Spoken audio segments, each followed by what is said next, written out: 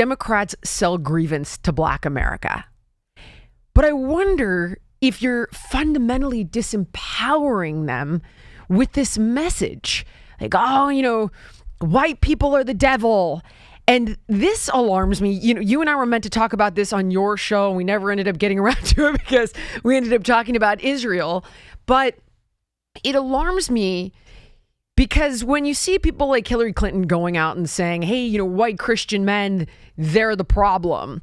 Or you've got Gavin Newsom saying that, ICE and Trump are disappearing people of color. And you've constantly, it's like the white man is the root of all evil. And they sell this messaging, and I'm sure it must feel good. It must validate people on some level. But what worries me is that it's going to breed, in my opinion, the next generation of actual racists. Because when you tell these young white kids that don't really have the understanding of like, okay, this is propaganda, this is manipulation of the message, I get what's happening here, they don't have the bandwidth for that kind of nuance, and they're leaning into some pretty scary influencers that don't need a name, but I know you know who I'm talking about. I've seen you talk about some of these individuals, one in particular on your show that is a true racist. That scares the shit out of me. How do you think that we bridge this gap? Because I feel like the left continues to race bait and fear monger. And then on the right, it's like, hey, get over it. And I'm like, surely the answer is somewhere in the middle, but I don't see this going anywhere good. Yeah, you're 100% right. It's going to take somebody with integrity, reasonableness, and have a foundation of unity to bring this back together, because they are creating racism. They're creating it on both sides. Yep. If you disempower Black people and you tell them white people are the enemy, they begin to see the world through that lens. I grew up feeling like that. I grew up not liking white people. Because I didn't live around white people. So I don't really know how white people really feel, but this is what I hear.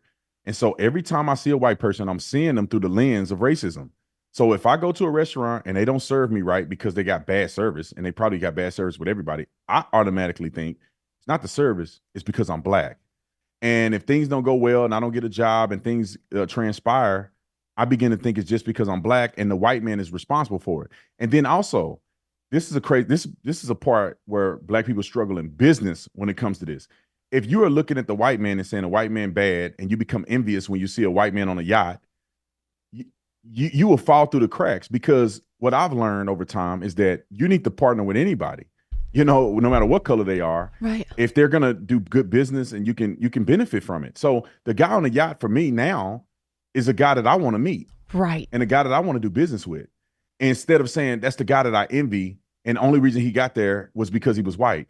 And then on the other side that you so eloquently put is that when you start disenfranchising people and giving minorities benefits and telling them, whoa, everything is good with you, you can commit crimes and do everything, you create resentment. It's like if you went to the university and you paid your fair share, and I don't care what color the person is, unfortunately, they're doing it with minorities, but you start getting people that come to the university that didn't pay, university that weren't qualified. There is a level of resentment that builds up. You're like, well, I worked hard my whole life. My family sacrificed everything to get me to this point. I studied. It was rigorous for me to get into the university. And I finally got accepted. It was an accomplishment. And then you see people coming in that didn't even qualify. And therefore, you're like, well, wait a minute, man. Now I'm mad at that person. Instead of us joining as a coalition to do something great together, now it causes a division and a rift. And when you see white people being, and I understand why young white people feel like this, and it's just going to get worse if they don't change it. When you say white people are the biggest threat to America, when you say toxic masculinity, and you only talk about white people when you say toxic masculinity, young white men are going to start rebelling. They are. And they're going to start trying to stand up for themselves. And it's the same thing you do with Black folks. Yeah. Like when you put them down so much that they're like, no, I'm going to fight back. No, I'm going to overrepresent my perspective because I've been oppressed. And I think it's all foolery, Jillian. We all are Americans. Do you honestly? I feel like I don't know. And I've tried to get answers. In other words, like I talk to my friends who are black. I'm like, tell me what I'm not seeing. Tell me what you're experiencing. Show me what it feels like to be black in America. Honest to God, what does it feel like? Because in all transparency, I have a black daughter, and the child is waited on hand and foot by all white people. Yeah. The child is beloved at her school, which is in a predominantly white area. The kid is like the coolest kid in school. I mean, I also don't have a multi-generational trauma that I'm past. I'm not carrying this with me. So I don't know. We talk about it. My daughter's conservative, and not because of me. She leans into a more conservative message, and so does my white son. But it is concerning for me across the board, because as I see a rise in racism, I worry about her. And as I see more young boys leaning into that message, I watch my son very closely. The only reason I know who Charlie Kirk is, honestly, is because years ago my son started watching him. And of course it was like, oh, he's a racist and he's alt-right and he's this and he's that. So I thought, like, I better take a look at who this kid is watching. And I was like, wait a minute, this guy's not saying any of that.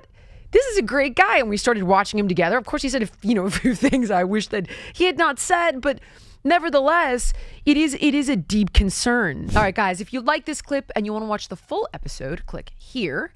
And if you want more content like this, you can subscribe to the show by clicking here.